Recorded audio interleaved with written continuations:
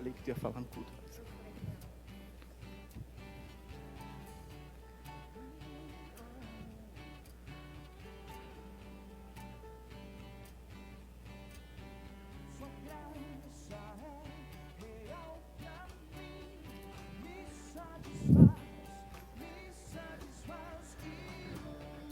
Boa noite para você que está em casa. Quem que está com a gente aí, gostaria que você interagisse, porque eu quero conversar alguns minutinhos. Se você tem um pedido de oração, aproveita, coloca aqui. A gente está nos preparativos finais aqui, né? Para celebrarmos ao nosso Deus juntos. E eu fico muito feliz em ver cada irmão, cada irmã que vai chegando, cada amigo, cada amiga que vai chegando. Aproveitando esse tempo também para compartilhar essa live, para que essa mensagem chegue longe. Jonas e Ana, então, deve ser o Davi e o Lulu. Arlise, dando um boa noite. Arlise daqui a pouco vai estar aqui do meu lado, né, na transmissão também, uma mensagem em Libras. A Charlene, boa noite. Saudades, família, saudades. Define bem, Charlene, o que nós temos sentido nesse momento, né? E a gente tem um alento de, por mais que a gente está limitado até termos 30 pessoas aqui, mas é um alento ver cada rosto, né? Cada pessoa aqui. Eu sou o único que está sem máscara nesse momento, e o Jonas que está ali também, porque daqui a pouco ele vai cantar, mas a gente está afastado um do outro. Todo mundo de máscara aqui como uma expressão não só de cuidado, mas como uma expressão de amor. Guilherme Amaral, boa noite. O Jonas e a Bruna, boa noite, comunhão. A Eveline escreveu aqui, boa noite, irmãos. Sharon, Diego e Ana também mandando um boa noite aqui. A outra Charlene, né? Antes era a Charlene Silva, agora a Charlene Souza escrevendo aqui, boa noite. A Soraya escreve, boa noite, continuo pedindo oração pelo meu cunhado Alexandre, que ainda se encontra na UTI. Vamos orar pela vida do Alexandre. Fabiana Santos, uma noite abençoada para nós. Tenho quase certeza que eu vi o nome do Guilherme e da Fabiane na relação de quem vinha no culto, mas pode ser que eu tenha errado. Graça e paz de Jesus, Nívia e Davizinho. Tati, Dalmiro e Pietro, boa noite para vocês também. Alessandra Silveira também mandando seu boa noite. Nildete da Silva, boa noite a todos. O Josiel que está aqui com a gente, mas está desejando a todos que Jesus fale ao nosso coração. Aqui está escrito boa noite da Oki e do Luiz. Está no perfil da Nina, mas é a Oki e o pai dela, né? O Luiz. A Catarina Santos desejando uma boa noite. Nós estamos com boas expectativas, porque nós vamos buscar o Senhor juntos. Nós já estamos reunidos aqui em nome de Jesus.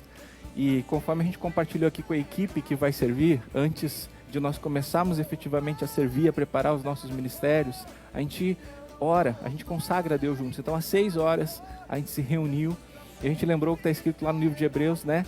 Que quem se aproxima de Deus deve crer não só que Ele existe, mas que recompensa aqueles que dele se aproximam. Que essa noite seja uma noite de aproximação pela fé no Senhor.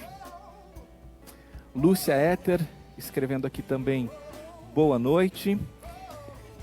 Então, dá tempo ainda de você compartilhar, para que, como eu disse antes, nesta mensagem, o que nós estamos vivendo, o que nós estamos fazendo aqui, chegue bem longe. A Neiva também escrevendo aqui, boa noite. Então nós vamos orar pelo Alexandre, né? A Soraya compartilhou esse motivo de oração. Se você escrever bem rapidinho aí, algum motivo de oração que você tenha, dá tempo da gente incluir nesta oração. Boa noite do Alexandre e da Jane. Boa noite para Sandra Lima também. Então vamos orar, né? Nós que estamos aqui, o pessoal que está em casa, porque não é demais lembrarmos que nós estamos fazendo algo aqui que oferecemos a Deus, que é digno de toda honra, de toda glória, de todo o louvor.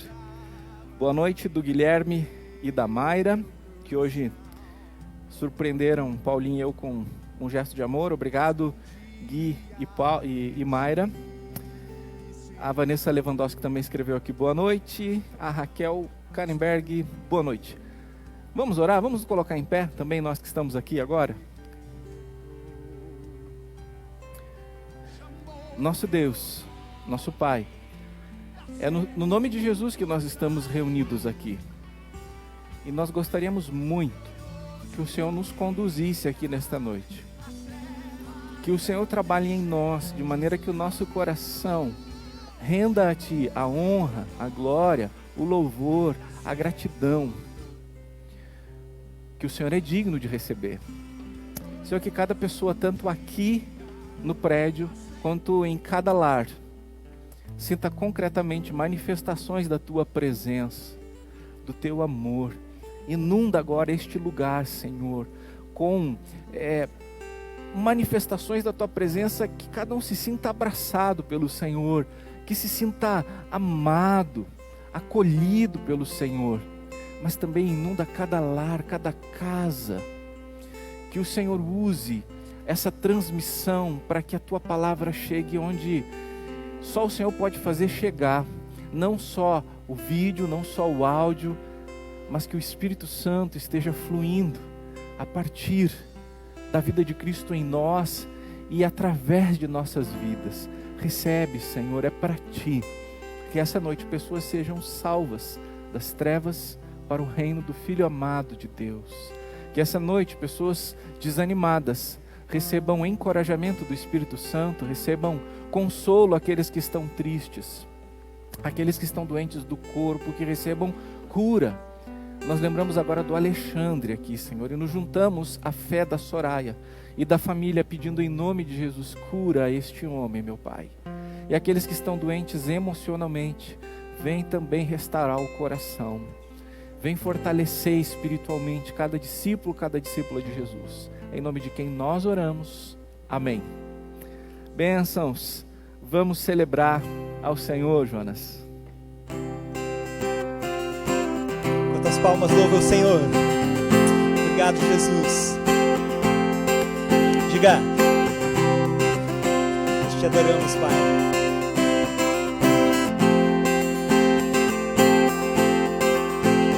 Esperamos pelo dia com todos reunidos, amando por Jesus.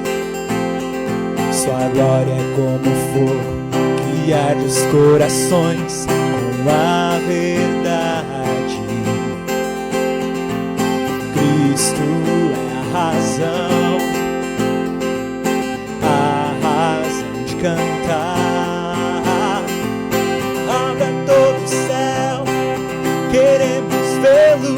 Abram as comportas do imenso rio, no fluir do Teu amor preenche a terra. Diga: em nossos corações Tua glória contemplamos, olhamos para o céu, descendo como a nuvem, com glória e poder. Eu vou olhar pra Ti, Ele é Cristo, é a razão. Diga isso: a razão de cantar. Abra todo o céu, queremos vê-lo. Abram as comportas do imenso rio, no fluir do Teu amor preenche a terra. Abra todo o céu, abra todo o céu, queremos vê-lo. Abram as comportas do imenso rio, no fluir do Teu amor preenche a terra. Diga: Jesus, Jesus, mostra-nos Tua glória. Jesus, com Teu poder. Jesus, mostra-nos Tua glória. Mostra-nos, Jesus. Diga a Ele: Jesus, mostra-nos Tua glória. Jesus, com Teu poder. Jesus, mostra-nos Tua glória.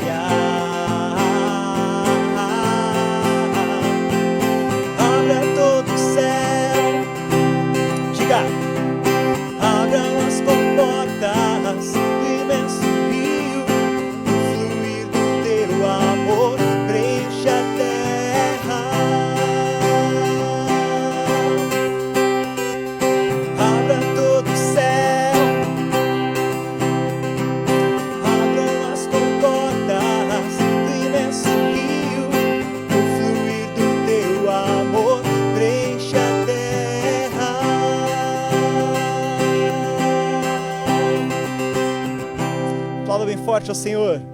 Amém, Ele é digno de toda honra, de toda glória. O nosso Deus, Ele é poderoso, amém? Você crê nisso? Vamos declarar.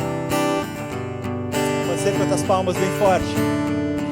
Diga. Água em vinho tornou, os olhos dos cegos abriu. Não há outro igual, igual a Deus. Dentro da noite brilhou,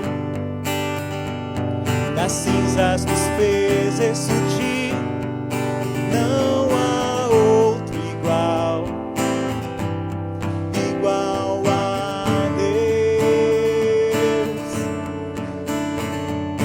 Deus, tu és grande, és invencível, mais elevado que qualquer outro. Tu és a cura, grande em poder, nosso Deus, nosso Deus. Tu és grande, Senhor. Nós cremos no teu amor, Pai, na tua graça. Diga. Água em vinho tornou, os olhos dos cegos abriu. Não há outro igual, igual a Deus. Dentro da noite brilhou, das cinzas nos fez ressurgir. Não há outro igual, igual a Deus. Deus, tu és grande, és invencível, mais elevado que qualquer outro. Tu és a cura, grande em poder, nosso Deus, nosso Deus. Deus, tu és grande, és invencível, mais elevado que qualquer outro. Tu és a cura, grande em poder, nosso Deus, nosso Deus. Diga isso. Se Deus está conosco, quem pode nos deter? Se Deus está conosco, não há o que temer. Se Deus está conosco, quem pode nos deter? Se Deus está conosco, não há o que temer.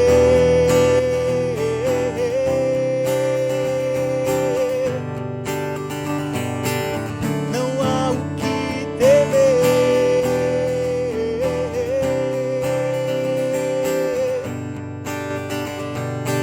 Esse é o nosso Deus.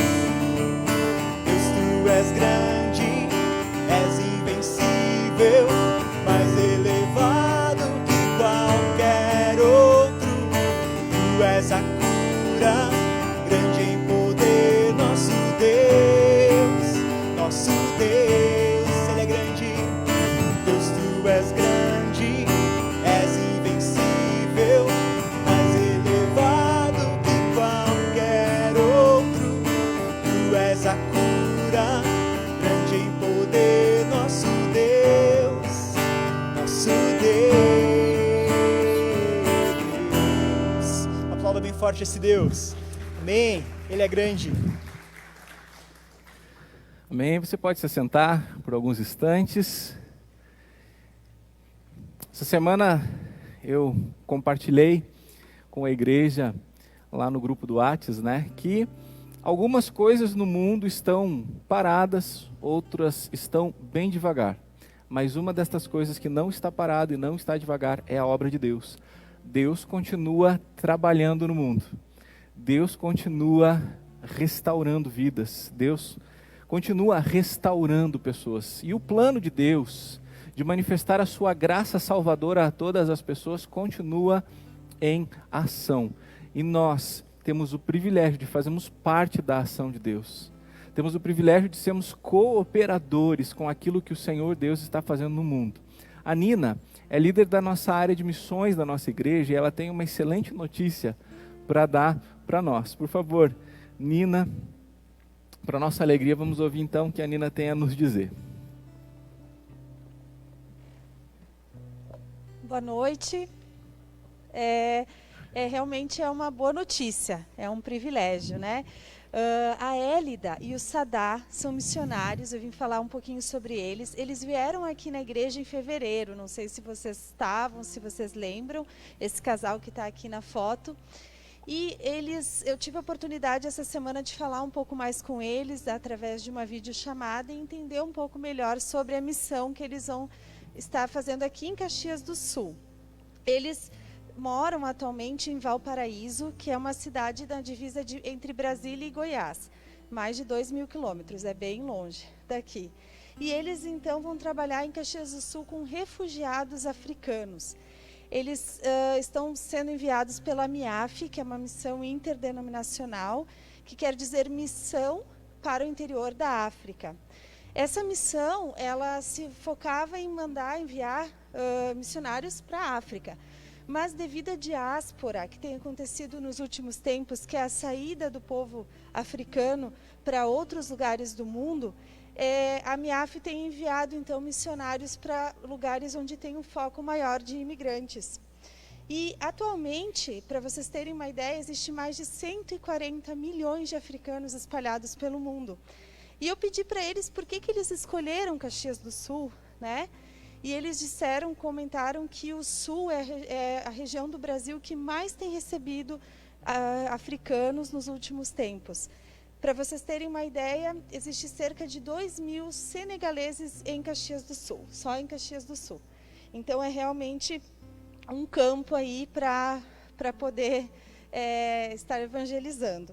E pensando nisso, eles estão vindo para cá em setembro, pensando nesse foco de missões. O Sadá é senegalês, a Élida é carioca, né? Mas ela morou no Senegal, conheceu o Sadá lá, e eles têm toda a questão de experiência na cultura, na língua, para isso. O foco deles, além de evangelizar os imigrantes africanos, é também treinar e mobilizar as igrejas, né, para poderem conhecer melhor esse povo, conhecer melhor sua cultura. Na maioria eles são muçulmanos, e poder então fazer com que a igreja realmente conheça, ame e chegue neles também, possa evangelizar. O casal já tem certo 60% do seu sustento, então mensal, né? Mas falta ainda 40% para eles definirem. Além disso, eles têm alguns desafios com relação às despesas com a mudança. Como eu falei, eles moram num lugar muito longe, eles precisam, então, pagar essa mudança, né, o deslocamento. Quando eles chegarem aqui em Caxias, eles vão ter que encontrar uma residência, e eles não têm eletrodomésticos, móveis, cobertores, roupas de frio. Tudo isso é um desafio. E a gente vê aí grandes oportunidades de nós, como igreja, amarmos e servirmos a Deus. Então, uma dessas oportunidades é orando por eles, que eles consigam todo o sustento, né? Que eles possam também se adaptar à cidade, e que Deus abra as portas para que eles possam se inserir no contexto, né, dos refugiados africanos. Uma outra forma de servir ao Senhor nessa missão é contribuindo, tanto contribuindo financeiramente, como também nas coisas que eu falei antes, eletrodomésticos, móveis, roupas. Se você tem algum desses itens em bom estado, você pode falar comigo, com o Davi, e a gente vai fazer essa ponte aí para a doação. E também vocês podem comprar, se quiserem, algum desses itens e mandar entregar direto no endereço deles, né? Então é uma forma de estar contribuindo. A gente em setembro vai saber onde eles vão morar. E claro, a gente como igreja receber eles bem, também é uma forma de estar servindo a Deus, né? Recebê-los bem. Ainda estamos na pandemia, mas quem sabe quando acabar a gente possa recebê-los nas nossas casas, né? Então que Deus esteja tocando, que nós possamos fazer parte desse privilégio, como o Davi falou, e fazer missões. Amém. Obrigado, Nina. Setembro está aí, né? Daqui a um mês, mais ou menos, Sadá e a Élida estarão aqui em Caxias do Sul. Eles precisam de suporte, né? Vamos ser igreja com eles, não é? Vamos ser igreja para eles. Isso que Deus está fazendo aqui no Rio Grande do Sul, de demonstrar amor pelos refugiados. A gente não é eles, mas com eles nós podemos fazer isso juntos, né? Eles vão poder nos apresentar desafios, oportunidades, dividir algumas responsabilidades, e aí Deus vai tocando nos nossos corações, e a gente vai dizendo, eis-me aqui, Senhor, e vai fazendo. Isso é privilégio.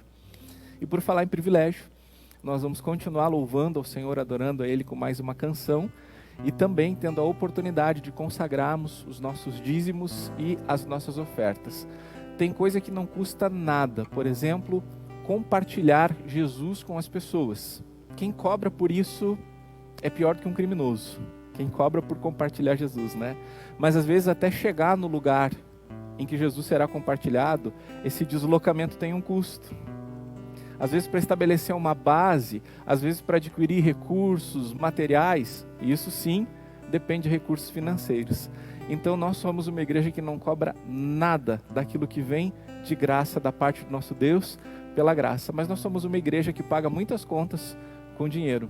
E esse dinheiro nós pagamos juntos através da nossa fidelidade, nossa generosidade com dízimos e ofertas. Se você está em casa, a gente sempre disponibiliza a informação das contas bancárias, onde você também pode fazer isso, né?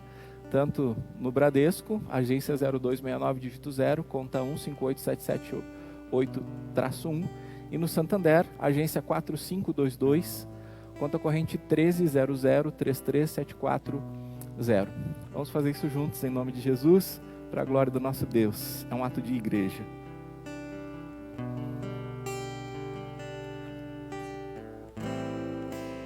Obrigado pelo teu amor, Senhor. Como pôde me amar assim? Como foi que se entregou por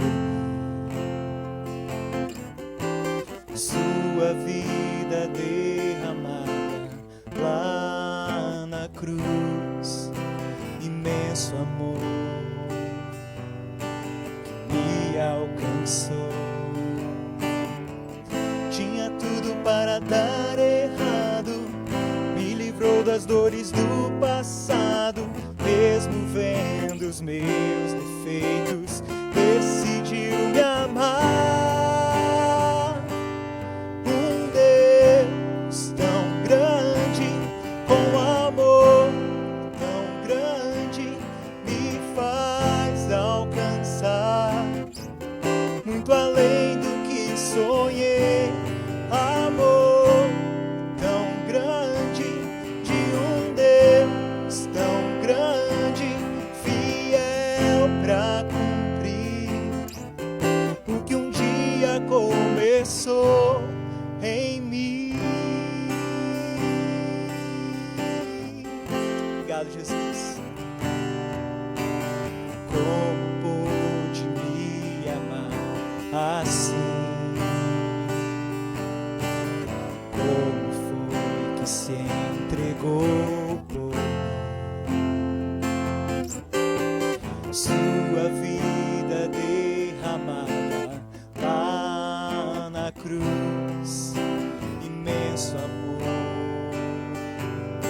que me alcançou. Tinha tudo para dar errado, me livrou das dores do passado, mesmo vendo os meus defeitos, decidiu me amar.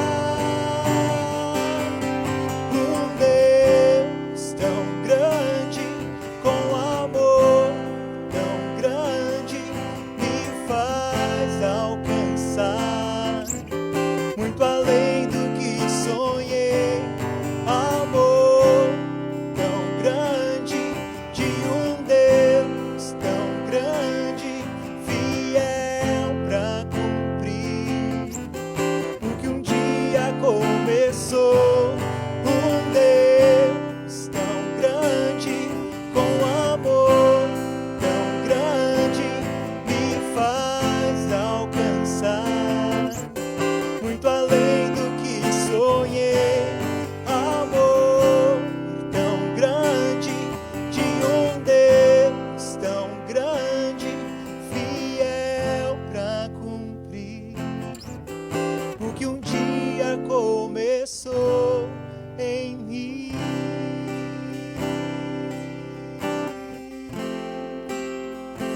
Obrigado, Pai, pela tua fidelidade, Senhor.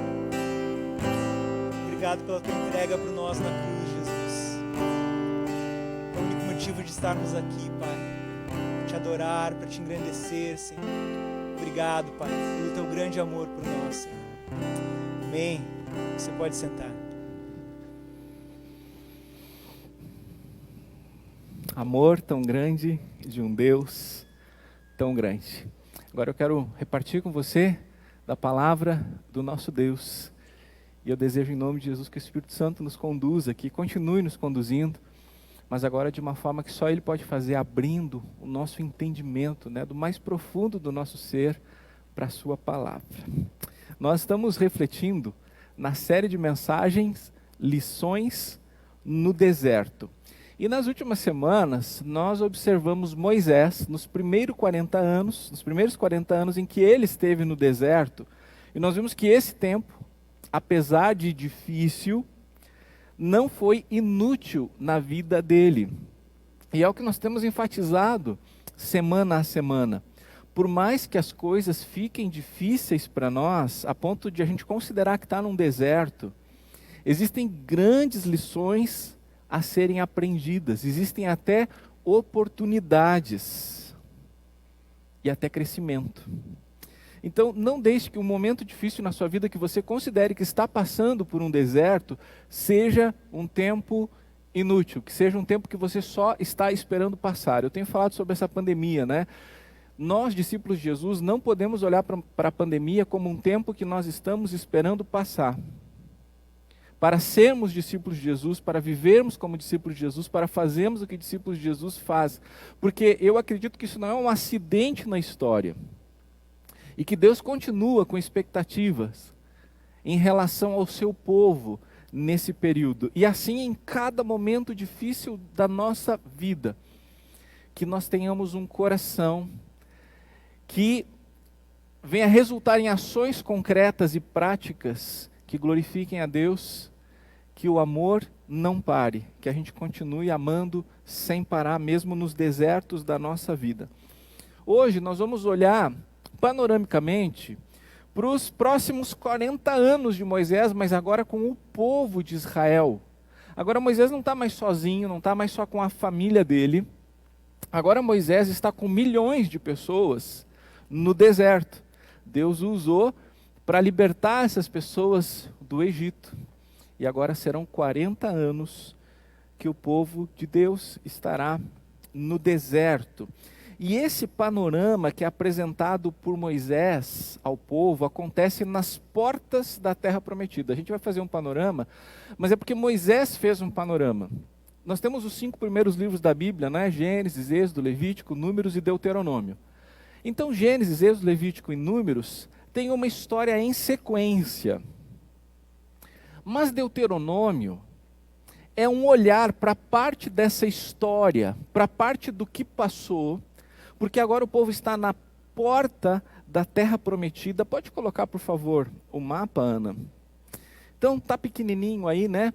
Mas talvez dê para ter uma ideia, né? O povo sai lá do Egito e aí eles são conduzidos aqui para baixo, na península do Sinai, onde fica o Monte Sinai, Monte Horebe, e ali então, eles vão passar um tempo, a gente vai falar sobre isso, eles vão subir, mas eles não vão concluir a entrada na Terra Prometida, eles vão descer de novo, e nessa descida eles vão passar quase 40 anos, para depois então subir de novo, e chegar lá na beirinha, lá perto do Rio Jordão, e é lá que Moisés vai fazer uma retrospectiva com esse povo. Lá, Moisés no monte vai conseguir olhar a terra prometida, mas Deus diz, você não vai poder entrar. Mas Moisés pode olhar de lá, e bem, ele quer preparar o povo agora para a tomada da terra prometida. E para isso, ele vai fazer uma retrospectiva.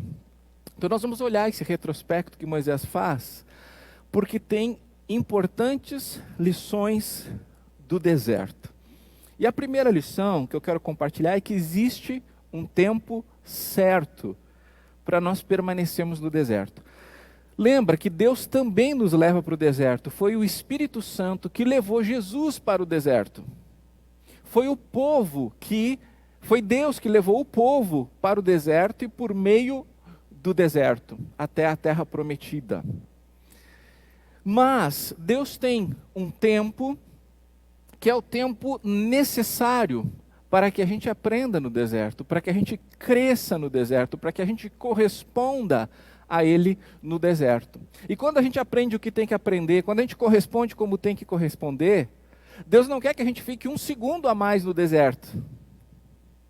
Mas quando a gente se nega a aprender, quando a gente se nega por indiferença ou rebeldia a corresponder a Deus, a gente acaba passando muito mais tempo que deveria nos desertos da vida. Então, depois que os israelitas saíram lá do Egito, eles foram lá para a península do Sinai, e lá eles vão passar quase um ano, na beira do Monte Horebe. Nesses 11 meses e pouco que eles passam ali, eles vão receber a palavra de Deus. Eles vão receber instruções de Deus. E aí, depois desse tempo, que é um tempo necessário para que eles permaneçam ali, Deus então dá uma ordem para eles partirem em direção à terra prometida. Olha só o registro disso em Deuteronômio capítulo 1, versículo 6 e alguns seguintes. Moisés, fazendo a retrospectiva, dizendo para o povo: o Senhor nosso Deus nos falou em Horebe, dizendo: vocês já ficaram bastante tempo nesse monte. Voltem e sigam viagem. Versículo 8. Eis aqui a terra que eu pus diante de vocês. Entrem e tomem posse da terra que o Senhor, com juramento, deu a seus pais, a Abraão, Isaque e Jacó, a eles e a sua descendência depois deles. Então, Deus quer que eles continuem no deserto? Não, Deus está dizendo: vocês já ficaram bastante tempo aqui. Já foi um tempo suficiente. Deus está falando isso depois de 11 meses. Depois de 11 meses que eles estão no deserto, Deus diz: olha, já ficou bastante aqui. Então agora vão, sigam em frente.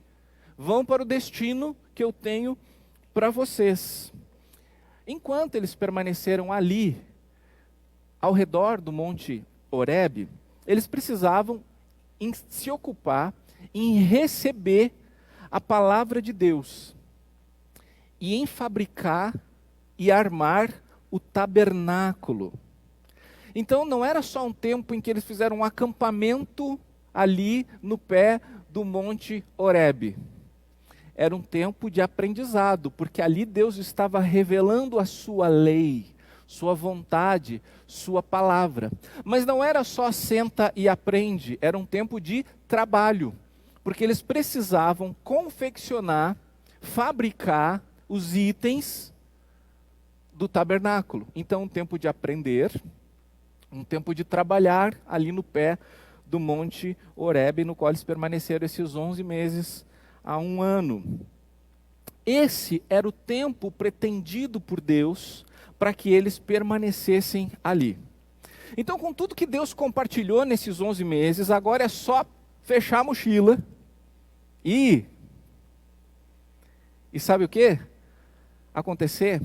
Dali a poucos dias, chegar na Terra Prometida. Depois de 11 meses, no máximo, em poucas semanas, era só chegar na Terra Prometida. Com tudo que Deus tinha já preparado eles, era só fazer isso. Foi um ano, arredondando, que Deus deu para eles, nesse tempo, o parâmetro de como viver, como proceder, como contar com o Senhor. Um ano em que a palavra de Deus deu segurança para eles prosseguirem e saírem definitivamente do deserto. Porque quando você tem a palavra de Deus, você tem tudo o que precisa para seguir em frente, se essa palavra é uma realidade na sua vida. Só que eles fecharam as mochilinhas deles, carregaram as coisas e subiram. Lembra no mapa deles? Vão subindo. Só que eles percebem dificuldades no meio do caminho. Olha só o que acontece no relato do versículo 26 a 28. Porém, vocês não quiseram ir, mas foram rebeldes à ordem do Senhor seu Deus. Ficaram murmurando em suas tendas e disseram: o Senhor está com ódio de nós, e por isso nos tirou da terra do Egito, para nos entregar nas mãos dos amorreus, um povo, e nos destruir. Para onde iremos? Nossos irmãos nos deixaram com medo, dizendo: aquele povo é maior e mais alto do que nós. As cidades são grandes e fortificadas até o céu. Também vimos ali os filhos dos Anaquins. Não tem nada a ver com Anakin Skywalker, mas Anaquins aqui eram os gigantes da terra. Por isso que ele diz, eles eram mais fortes e mais altos.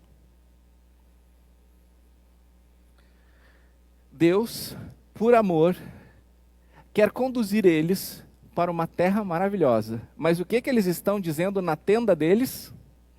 Deus nos odeia. Quantas vezes nós temos essa mesma perspectiva?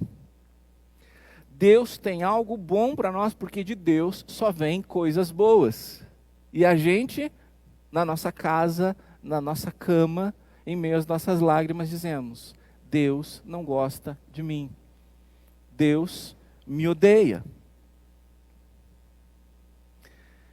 O povo tinha uma escolha: ouvir o Senhor, que disse que estaria com eles, ou ouvir as pessoas pessimistas e sem fé que estavam ao redor deles. E quem é que eles escolheram ouvir? O Senhor, que disse: eu vou estar com vocês? Ou eles ouviram as pessoas que disseram: vai ser difícil porque tem gigante? Quem que eles ouviram? As pessoas. Em vez de pensar na força de Deus, pensaram na força do povo que teriam que enfrentar no meio do caminho. Em vez de pensar na grandeza do Deus dos céus, pensaram no tamanho dos gigantes da terra. E sabe o que acontece quando a gente faz isso? Nós aumentamos nosso tempo desnecessariamente no deserto. Deus tinha aquele 1 ano para eles no deserto. Somando aí, vamos lá, 11 meses na beira do Monte Horebe, 1 mês de viagem, 1 ano. 1 ano para eles no deserto. Mas eles não confiaram em Deus, e esse 1 ano se tornou o quê? 40 anos. 40 anos. Você acha que Deus queria que eles ficassem 40 anos no deserto? Não, Deus fez tudo acontecer de maneira que 1 ano seria suficiente. E os outros 39? É por conta deles. É por conta de não ouvir o Senhor, por conta de não confiar no Senhor, por conta de achar que Deus é mal com a gente, é que a gente fica patinando, que a gente fica dando voltas na vida e não cresce, não amadurece, não chega lá. Olha Deuteronômio 2, versículo 1. Depois, voltamos para o deserto, na direção do Mar Vermelho, como o Senhor me havia ordenado, e por muitos dias, nós sabemos que são anos, rodeamos os montes de Seir. A palavra que foi traduzida na Nova Almeida, atualizada para dias, foi melhor traduzida, creio eu, na NVI, por anos, porque tanto pode ser dias, mas na verdade a ideia é de muitos dias e anos, e a história nos conta que são 40 anos. Então pensa, 1 ano de preparação, Deus diz: vai, eu estou com vocês. Aí chega, vai, dá alguns passos na fé, eu já vi isso muitas vezes acontecer. A pessoa dá alguns passos na fé, e você fica feliz, você vibra pela pessoa, agora vai. Agora a pessoa entendeu o que Deus espera para a sua vida. Agora ela está confiando no Senhor, e aí aquele ímpeto. E aí vai, chega lá, começa a ver os gigantes. Começa a perder a perspectiva. Lembra quem é que perdeu a perspectiva dos apóstolos de Jesus? Pedro. Pedro disse: tu és Jesus, tu és o Senhor, deixa eu caminhar, deixa eu ir em tua direção, caminhando sobre as águas. Jesus diz: então vem. E aí Pedro caminha alguns passos sobre as águas. Mas ele olha para quê? O tamanho das ondas, né? O barulho do vento. Ele deixou de olhar para Jesus para olhar para as circunstâncias. O povo há muito tempo, fez a mesma coisa. E essa é a nossa tendência. Se a gente não desmascarar isso em nós, se nós não reconhecemos isso, a gente vai continuar muitas vezes patinando, dando voltas ao redor do Monte Seir, figurativamente falando, porque nós olhamos para as circunstâncias em vez de olharmos para o Senhor pela fé. Se você tem a palavra de Deus, e se você confia na palavra de Deus, o tempo de Deus é suficiente para você. Mas se você não conhece e não confia na palavra do Senhor, os desertos podem realmente serem muito longos. Agora, outra lição que nós podemos chegar neste panorama que Moisés está fazendo, mas também recorrendo aos próprios livros históricos antes disso, é que mesmo no deserto, Deus espera nosso serviço e adoração. E eu digo, como pastor, que o meu maior desafio e a minha maior dificuldade é dizer para os crentes que não é porque estamos no deserto que não devemos servir, que não devemos adorar. Porque o deserto também é um lugar de servir, também é um lugar de adorar. Nós estamos vivendo um tempo de um jeito que a gente nunca viveu antes. Porque sempre teve pessoas que por qualquer coisa param de servir. Sempre teve isso na história da igreja. Mas sempre havia uma liderança que pegava junto. E como é difícil hoje em dia você olhar para o lado e enxergar um número considerável de pessoas que entenda que mesmo que o Senhor as conduza para um deserto em algum momento da sua vida, o Senhor ainda quer ser servido, o Senhor ainda quer ser adorado. Nós estamos vendo um fenômeno de abandono das prioridades do reino de Deus. Nós estamos vendo um período de abandono da própria igreja de Cristo.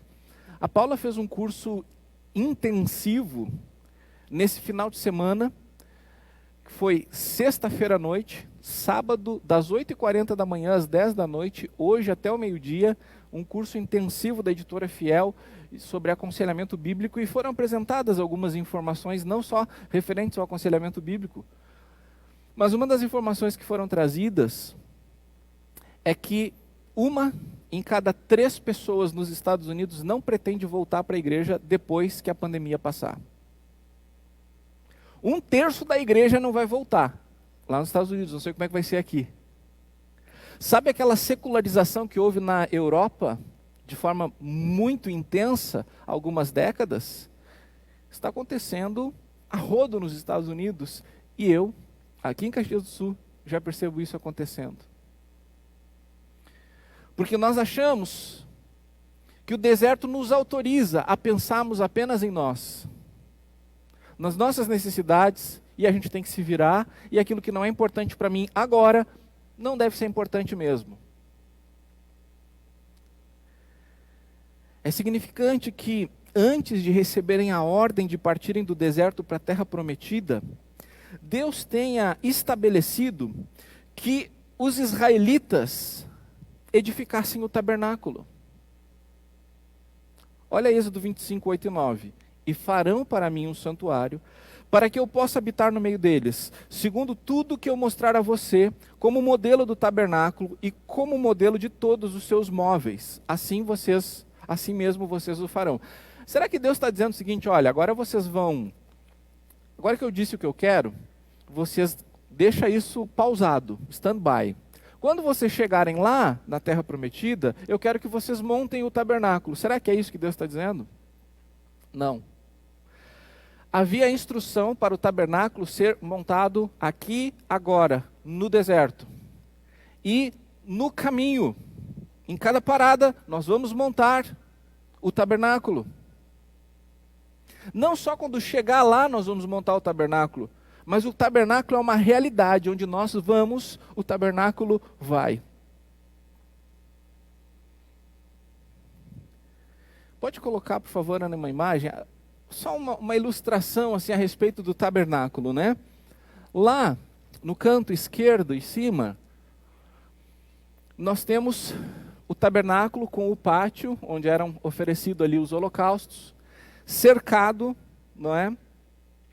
E aqui dentro um recorte da parte interna, o santo lugar, o santo dos santos, lá onde ficava a arca, tá bom? Só para a gente ter uma ideia do tabernáculo, que era uma tenda feita com madeira e cortinas, que simbolizava a presença de Deus no meio do povo. E no meio mesmo, porque nós temos 12 tribos em Israel, e o tabernáculo devia ser montado no meio, 4 tribos para lá, 4 para lá, 4 para lá e 4 para cá.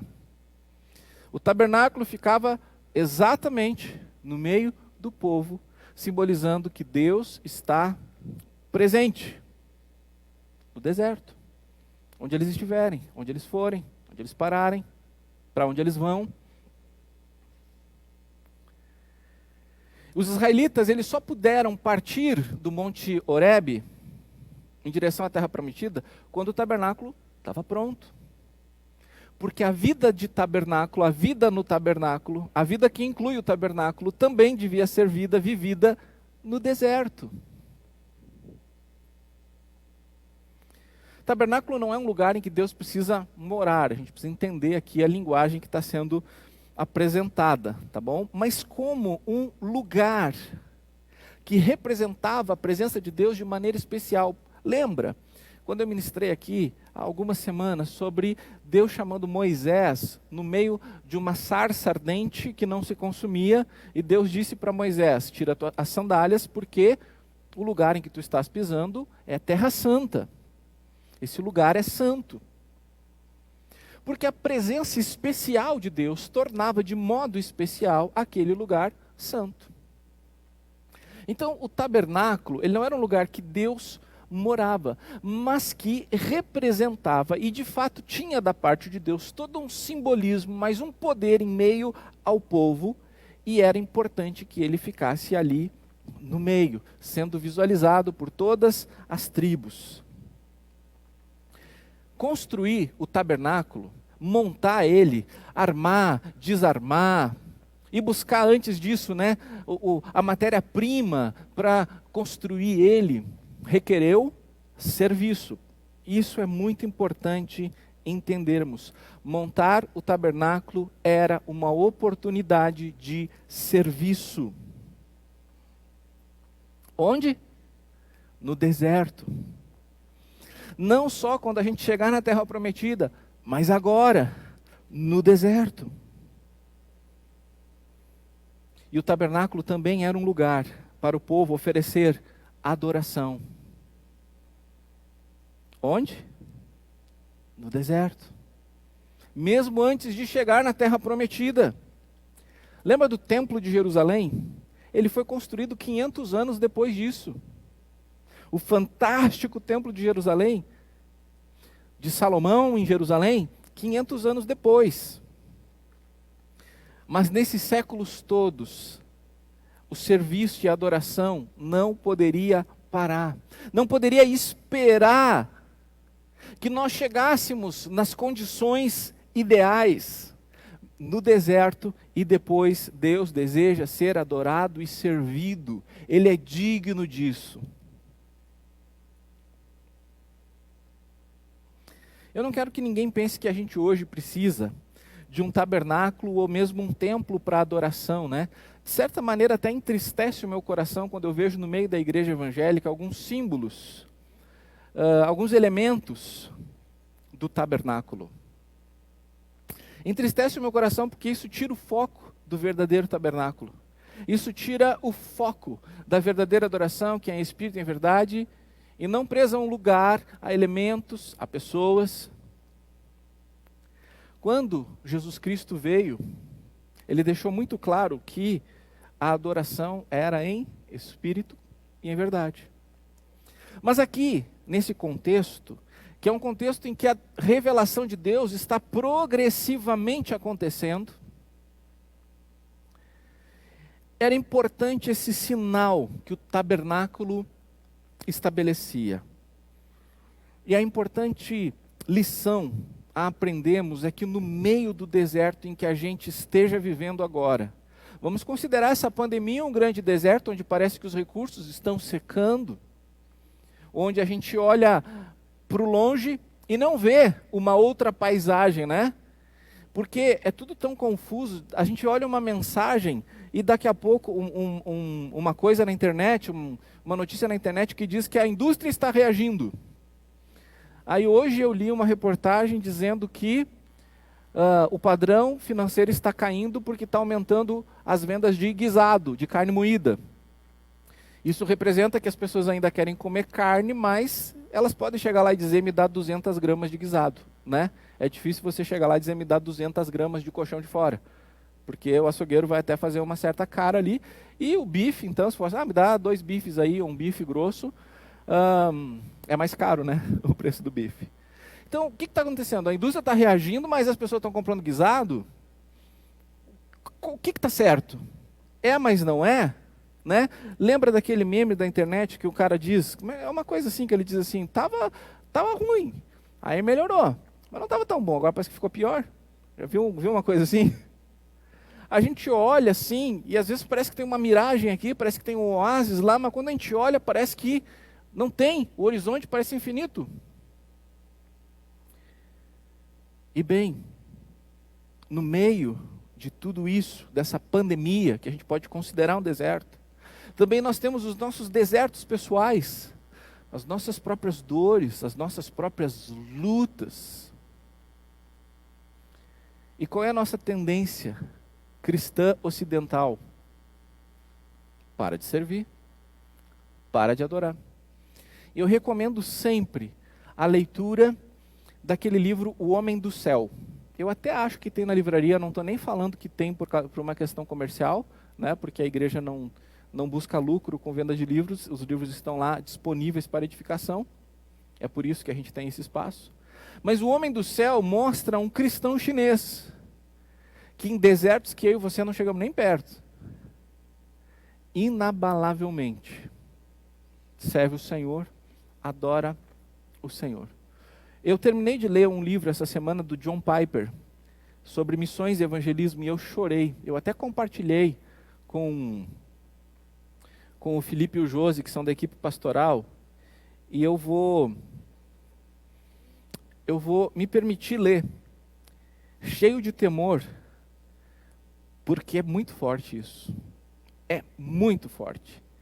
E com um coração pastoral, né, eu tenho um pouco do profeta, eu tenho um pouco do sacerdote e um pouco do rei. O que significa isso? Como rei, as ações de liderança.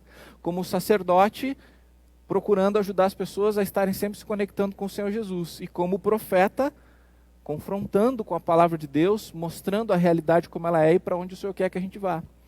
Então, como profeta, o meu coração gostaria de poder repartir essa mensagem, mas como sacerdote, eu fico pensando como é que as pessoas vão reagir a isso e agora vão se afastar ou vão se aproximar, não é?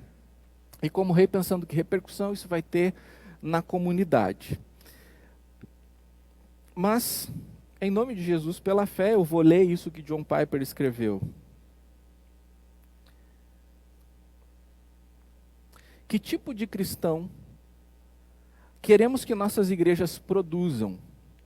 Considere, cristãos indiferentes que gastam a maior parte do seu tempo livre em entretenimento mundano, raramente oram, choram ou trabalham para alcançar os povos que perecem. Não os afague, confronte-os, exorte-os a terem uma vida. Assistir a filmes todas as noites os deixa espiritualmente sem poder e vazios. Eles precisam de uma causa muito nobre pela qual podem viver e pela qual podem morrer. E um pouco antes disso, o John Piper traz o relato, alguns relatos, de pessoas que entendem aquilo que Deus está fazendo no mundo e estão fazendo isso junto com Deus. E a que ponto, de fato, chegam. Meus irmãos, minhas irmãs, nós vivemos um tempo chave na história do mundo, mas também chave na história da igreja. Eu não menosprezo o grande deserto que a gente está vivendo. eu não sou negacionista. Eu não menosprezo os desertos que nós vivemos, eu já passei por alguns que eu não desejo que ninguém passe. Eu sei como eles são. Mas nós não podemos perder a perspectiva de Deus sobre nossas vidas, sobre o nosso momento de vida. Deus quer e merece ser servido e adorado, mesmo no deserto. Tem que ter um tabernáculo na nossa vida que ocupe o centro. Não nós no centro.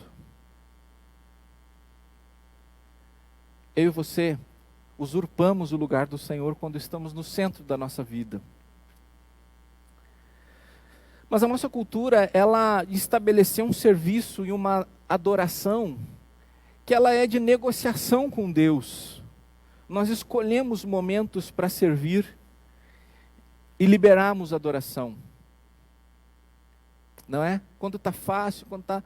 Às vezes as pessoas me argumentam sobre trabalho, sobre demanda, sobre volume. E eu espero que você receba bem o que eu vou dizer agora, irmãos.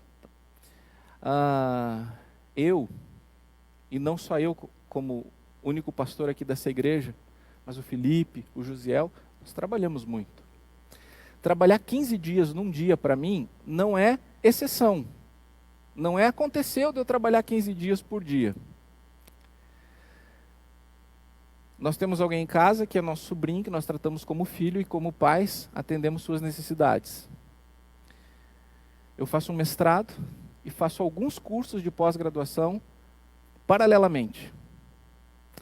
Então, quando eu convido alguém para servir, não é que eu penso assim, eu estou fazendo tão pouco, quem sabe deixa essa outra pessoa fazer, né? Porque daí eu fico aqui tomando meu chimarrãozinho, bem tranquilo, de boas, né? Então eu vou pedir para essa pessoa aqui pensar um pouco mais no reino, porque ela tem tempo sobrando. Não, eu não penso isso. Eu penso que quando eu sirvo, eu não sirvo porque eu sou pastor, eu sirvo porque eu sou discípulo de Jesus. Queridos, dá para ser pastor e ficar muito mais gordo do que eu estou. Pode ter certeza. Eu faço exercício todos os dias, 40 minutos, suando. Todo um controle com alimentação, menos quando a gente vai na casa dos irmãos, e agora na pandemia deu essa segurada aí, tá bom? Mas eu sei que dá para ser pastor, fazendo um contatinho ou outro, preparando uma pregaçãozinha para o domingo, eu sei que dá. Você acha que o que eu faço aqui na Igreja Batista da Comunhão é porque eu sou pastor? Não, é porque eu sou discípulo de Jesus, porque eu vou muito além do que o ministério pastoral faria. Entende? Eu não posso oferecer para Deus algo que eu sou pago para fazer. Concorda? Porque se eu sou pago para fazer, eu tenho que fazer. E eu faço. Mas quando eu convido você, que não é pago para fazer alguma coisa que não é paga para fazer, eu seria injusto. Não é? Porque daí eu estou fazendo, e você está fazendo, e você não está ganhando. Então, o ir além, eu vou além tanto quanto eu desejo que meus irmãos e minhas irmãs, juntos, possamos ir além, mesmo nessa pandemia, mesmo nesse deserto. E olha só, eu digo aqui em nome de Jesus, eu não falo isso porque eu quero honra, porque eu quero glória. Eu faço isso para poder dar exemplo, para poder dizer, irmãos, nós, pastores da igreja, trabalhamos muito. Não precisa ter pena de nós, porque isso é alegria para nós. É para dar exemplo, para poder dizer, venham com a gente, vamos fazer isso juntos nesse momento. Separados, mas juntos. Porque, como eu disse, né, a gente percebe um universo agora de pessoas, de cristãos, negociando com Deus. Não, então quando passar isso, quando isso aqui se resolver na minha vida, quando eu concluir o curso, quando o meu trabalho diminuir o volume, quando eu não sei o que, irmãos, é a semana toda. Se o meu WhatsApp pudesse falar abertamente aqui, o espere, tem pontos que a minha carne diz, larga isso, faz outra coisa, tu tem outros diplomas, tu está insistindo com as pessoas, elas não querem. Talvez lá quando as coisas melhorar, então E aqui eu estou repartindo meu coração com a igreja. É como se Deus dissesse, não, faz o seguinte, pensa em ti no deserto agora, imagina. Pensa em ti, quando tu chegar lá na terra prometida, tua casinha estiver montada, tua casinha estiver bonita, bom, aí tu monta um tabernáculo, aí tu serve, aí tu proclama o meu nome, mas agora, imagina, pensa em ti. Pensa em ti. Irmãos, enquanto nós ainda não chegamos na terra prometida, que a gente estabelece para nós que seria a terra prometida, né? Nós ainda devemos servir, ainda devemos adorar. Não temos o direito de reter a adoração ao Senhor. A honra e a glória que lhe pertencem exclusivamente. Não podemos abrir mão do privilégio de servir ao Senhor. Porque senão nós corremos o risco de nos tornarmos os nossos próprios ídolos. Quando nos colocamos no centro, no lugar do tabernáculo. E aí, quando isso acontece, ou seja, quando a gente considera que Deus no centro não é bom, que Deus no centro não é suficiente, aí a nossa vida passa a ter uma dimensão de ingratidão, de adoração própria, de autopiedade, e a gente se torna murmurador. Olha só, o povo, né, Gênesis, Êxodo, Levítico, Números, está mostrando o povo indo, né? Desde a criação do mundo, tal, acontece a escravidão, multiplica no Egito, tal, sai do Egito, tal. Daí tem esse retrospecto, né, que é feito da libertação do povo, sua peregrinação, até chegar na beira da terra prometida. Quando eles saem do Egito, eles ainda estão com um monte de bagagens, eles têm joias, eles têm presente que os egípcios, por medo, deram para eles, né? Eles têm provisões, mas depois de 45 dias as provisões estão acabando. O pão já está bem duro, imagino, né? O queijo já está mais ressecado, e aí eles têm uma crise nesses 45 dias. E aí olha só, Números 11 relata: lembramos dos peixes que comíamos de graça no Egito. Que saudade dos pepinos, dos melões, dos alhos silvestres, das cebolas e dos alhos. Mas agora nossa alma está seca, não vemos nada a não ser este maná.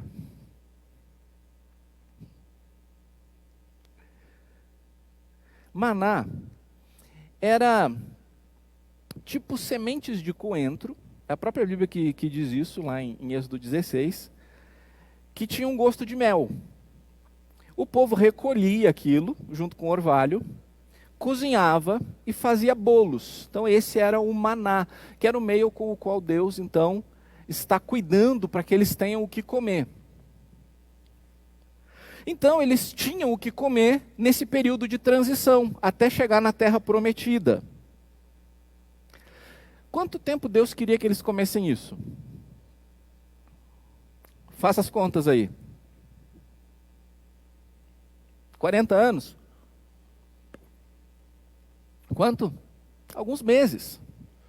Deus queria que eles comessem isso alguns meses. Não é uma comida para 40 anos. É uma comida para alguns meses. Porque Deus está levando eles para uma terra que tem leite, mel. Quando a terra foi verificada, né, tem leite, tem mel, tem uvas, tem romãs, tem figos, tem toda espécie de farturas, há poucos dias de viagem. Então Deus quer que eles comam maná por 4 décadas? Não, Deus quer que eles tomem leite, que eles comam mel, que eles comam frutas. É ali pertinho. Mas o coração deles, que é um coração ingrato, que é um coração rebelde, que é um coração insubmisso, onde eles olham para as circunstâncias e não para Deus, faz com que, de fato, por 40 anos, é isso que eles vão comer. Mas não foi culpa de Deus eles comerem 40 anos o mesmo cardápio. O murmurador olha para o que não tem. Não tem peixe, não tem alho silvestre, não tem alho. Não tem pepino, não tem cebola. E o adorador? O adorador olha para o que tem. O adorador tem o Senhor. O adorador olha para o tabernáculo e diz: Deus está presente. Não tem pepino, não tem cebola, não tem peixe, mas tem Deus. Entende a diferença do adorador para o murmurador? Adorador olha para o que tem, e ele tem o Senhor. E o murmurador olha para aquilo que não tem. E aí fica claro o que mais importa para as pessoas, o que sobra, o que falta. Um dos cursos que eu estou fazendo no momento é um curso chamado Reaprendizagem Criativa do Murilo Gun. E num dos vídeos do curso, ele traz um insight que eu achei muito genial. O que farta é maior do que o que falta. O que farta é maior do que o que falta. Essa foi a dica para apresentar o próximo slide. Aí. Farta é maior do que o que falta, né? No início eu tinha dificuldade entre os sinaizinhos de maior ou menor, né? Aí eu descobri que com um tracinho você resolve isso, né? Por exemplo, se você faz um tracinho no de baixo, ele fica um 7. Para o outro lado, se você faz esse tracinho, ele fica um 4. Então, 7 é maior que 4. Então, se eu fizer o tracinho aparecer 7, é maior. Se eu fizer um tracinho aparecer 4, é o menor. Foi assim que eu me resolvi com um sinalzinho de maior ou menor. Tá? Essa palavra até me marcou muito, que uma vez, quando eu era adolescente, eu fui almoçar ou jantar na casa de uns irmãos da igreja e pediram para eu fazer uma oração. E a minha família tem um costume de dizer assim: Senhor, obrigado por essa mesa farta. E um gurizinho presente lá, ele achou que eu quis dizer falta. E começou a rir no meio da oração. Acabou o coração. Foi um negócio muito estranho, né? Meu irmão, minha irmã, creia, o que farta, ou seja, o que sobra, é maior do que o que falta. Você crê nisso? Eu não sei o que falta para você, mas eu sei que pela graça sobra. Porque o que farta é maior do que o que falta. Esse é um parâmetro bíblico. As coisas de Deus superabundam. Onde abundou o pecado, superabundou a graça. Então o que está faltando aí, nessa pandemia? Nos seus desertos pessoais, o que está faltando? Eu reconheço que podem faltar coisas, mas deixa eu dizer uma coisa para você. O que sobra da parte de Deus é maior do que o que falta. Continue confiando no Senhor. Quem tem Jesus, tem tudo. Quem tem Jesus não tem falta de nada. Então, decida crer em Deus em meio ao seu deserto. Se você olhar pela fé para o Senhor, você não vai entrar em desespero. Que nem os israelitas, que chegaram ao ponto de desejarem voltar a ser escravos lá. Eu já vi pessoas que me disseram: nossa, era tão mais fácil a minha vida antes de ser crente, parece que agora que eu me tornei crente ficou tudo tão complicado. E a pessoa anseia então aquele tempo. Era ruim, mas ela não lembra. Acontece que agora ela tem outras batalhas, ela tem outros desafios, ela tem outros desertos, mas o que ela tem agora que ela não tinha antes é o Senhor em meio ao deserto. É a presença de Deus, que quer não só suprir, mas desenvolver, acrescentar e conduzir para algo que nem olhos viram, nem ouvidos ouviram, o que Deus preparou. Os israelitas podiam ver o tabernáculo que representava a presença de Deus e ficarem tranquilos com isso, mas decidiram olhar para o que não tinham. E por fim, nós também temos um tabernáculo muito melhor em nossos desertos e em qualquer lugar: Jesus. Você sabia que Jesus é tabernáculo? Lembra que Deus diz: Moisés, constrói o tabernáculo de acordo com um modelo que eu vou te apresentar. O modelo do tabernáculo é Jesus. Não que fisicamente Jesus seja como fisicamente é o tabernáculo, mas todo o simbolismo, todos os elementos do tabernáculo representam Jesus. Por isso que Moisés tinha que ter o cuidado de fazer de acordo com o modelo. O modelo é Jesus. Olha só que maravilhosa revelação o apóstolo João apresenta. João capítulo 1, versículo 14. E a palavra se fez carne e habitou entre nós, cheio de graça e de verdade, e vimos sua glória, glória como do unigênito do Pai.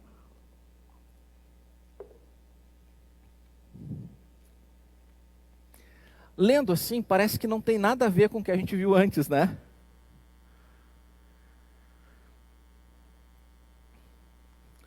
E a palavra se fez carne e habitou entre nós. É assim que foi traduzida para nós essa passagem bíblica em português, mas lembre que ela foi escrita em grego. E no grego, a palavra que foi traduzida por habitou, seria literalmente traduzida por montou seu tabernáculo. A palavra é eskenol. Eskenol é montar o tabernáculo, fixar o tabernáculo. Então pode colocar o próximo slide, porque se a gente fosse traduzir literalmente o início desse texto, seria assim: a palavra tornou-se carne e montou seu tabernáculo com a gente. Quem é a palavra? Jesus, o Logos, a palavra de Deus. Jesus veio e montou, fixou seu tabernáculo com a gente. O tabernáculo no deserto era montado quando Deus parava e desmontado quando Deus seguia em frente. E o povo acompanhava esse movimento. Deveria acompanhar esse movimento. Agora, Jesus estabeleceu um tabernáculo definitivo, que é a sua presença definitiva, permanente em nós. Sabe onde está o tabernáculo agora? Se você fizer assim, é aí que está. O tabernáculo de Deus está em você. Porque Jesus está em você. Nós, como igreja, centralizamos Jesus. Jesus é a vida central da igreja. Jesus é o tabernáculo definitivamente armado entre nós. É em Jesus que servimos, é em Jesus que adoramos, é em Jesus que moramos, é em Jesus que vivemos. Ele montou o seu tabernáculo com a gente. Por isso, quer estejamos parados ou em movimento, Jesus está com a gente em nós. Então, servir e adorar a Deus é algo também permanente em nossas vidas. Em movimento, parado, esteja difícil, esteja fácil, servimos e adoramos, porque a glória do unigênito do Pai está em nós. Você tem o que precisa para enfrentar o que for. Vou dizer de novo, em nome de Jesus, pela fé, e que seja profético. Você tem o que precisa para enfrentar o que for. Você entendeu o que eu disse agora pela fé? Você tem o que precisa para enfrentar o que for.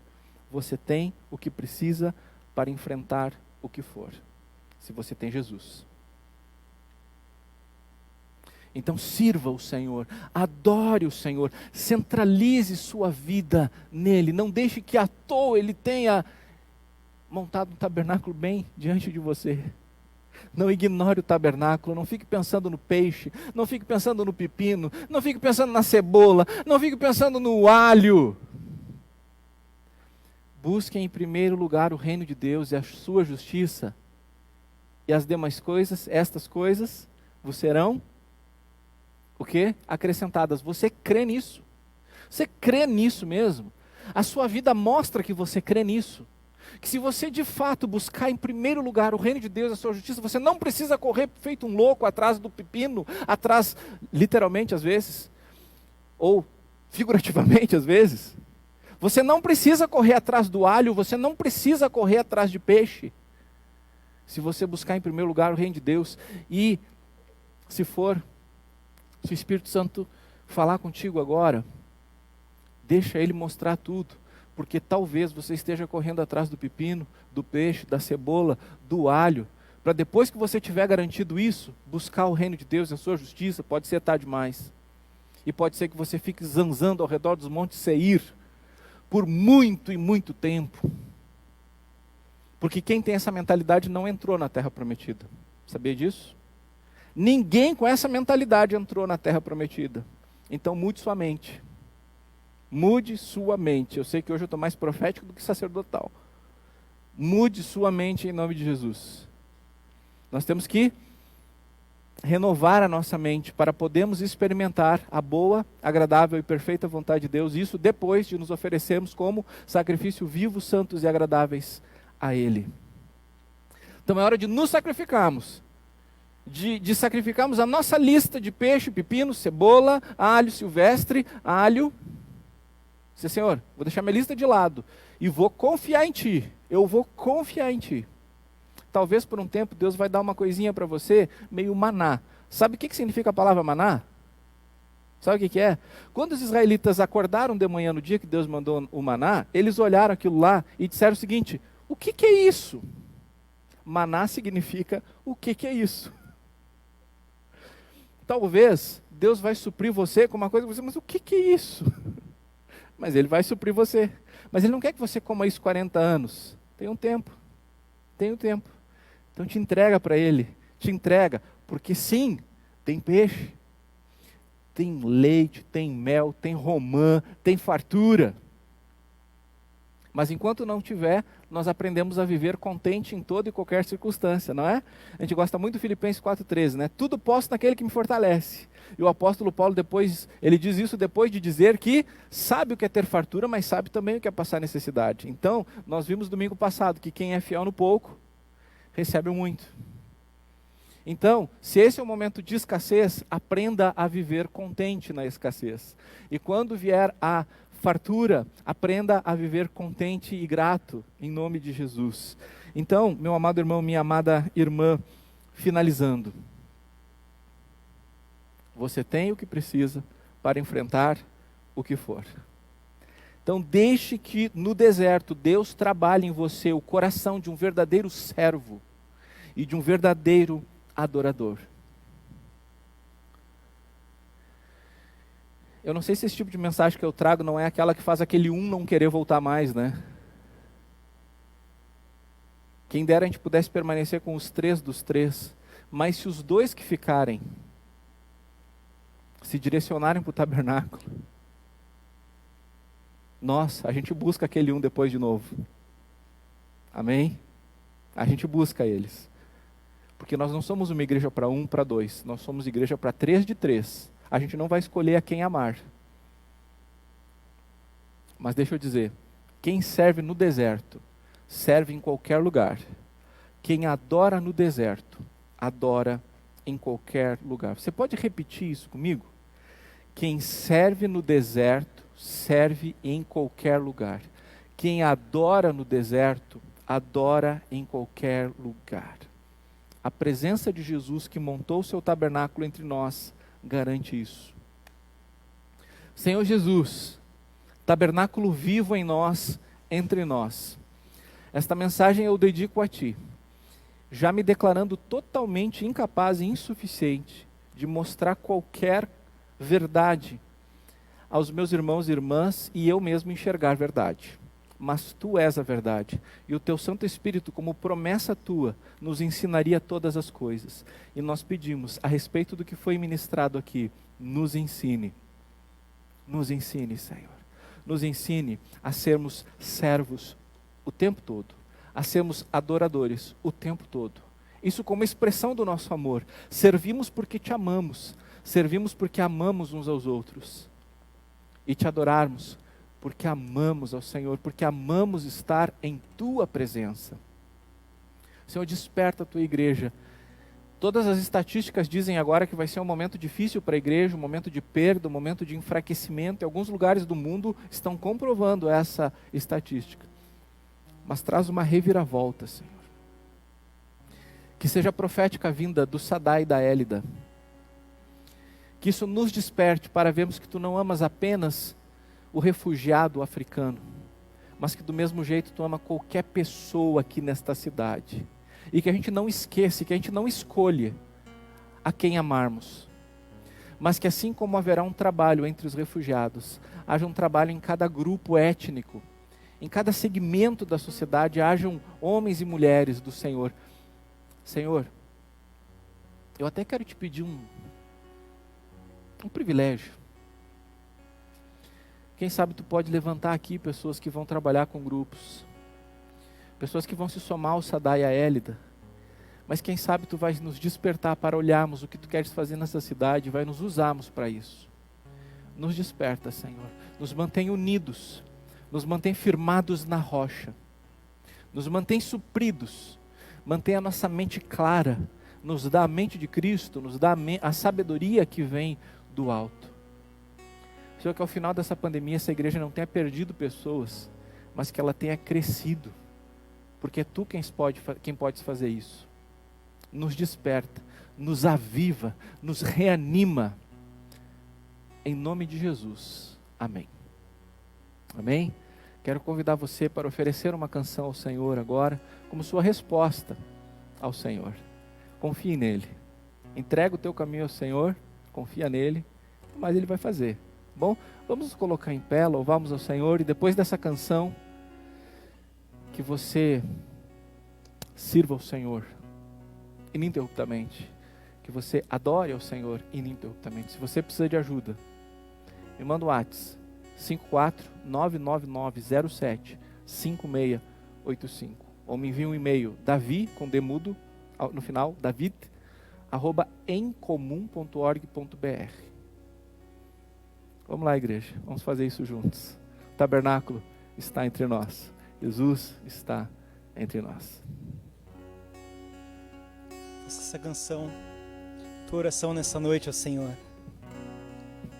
Declare com fé. Senhor, quero viver pra teu louvor, te entregar tudo que sou. Com meu viver te exaltarei, amado Rei dos Reis, Senhor, tua verdade viverei, em santidade servirei, minha herança está em ti. Te adorar, Senhor, é o meu prazer, te entronizar, Senhor, te bendizer. Minha paixão está em ti, meu coração está em ti. Te adorar, Senhor, é o meu prazer, te entronizar, Senhor, te bendizer. Minha paixão está em ti, meu coração está em ti, Senhor. Senhor, declare mais uma vez com fé. Senhor, quero viver pra teu louvor, te entregar tudo que sou. Com meu viver te exaltarei, amado Rei dos Reis, Senhor, tua verdade viverei, em santidade servirei,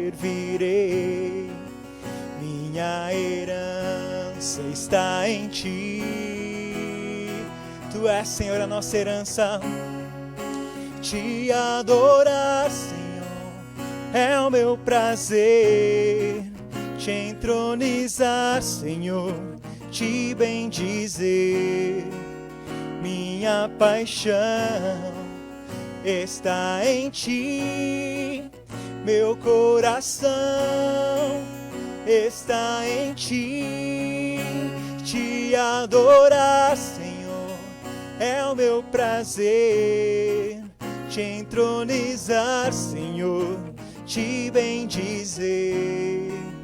Minha paixão está em ti, meu coração está em ti, te adorar é o meu prazer, te entronizar, Senhor, te bendizer.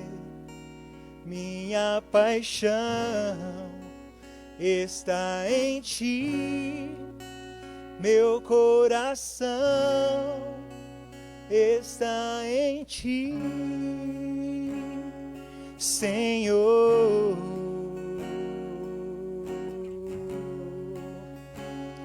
Senhor, nosso coração está em ti, Senhor.